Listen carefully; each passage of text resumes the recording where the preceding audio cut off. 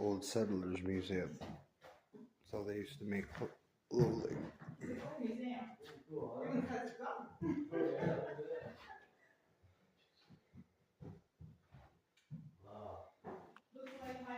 Old tools. Old wood floors. Dude. Like, it's a real rifle. Look at this. Chicopee Falls, Massachusetts. Riverside Arms. Yeah, I mean, I don't know if there's bullets in it. I would doubt it, but it's a real gun.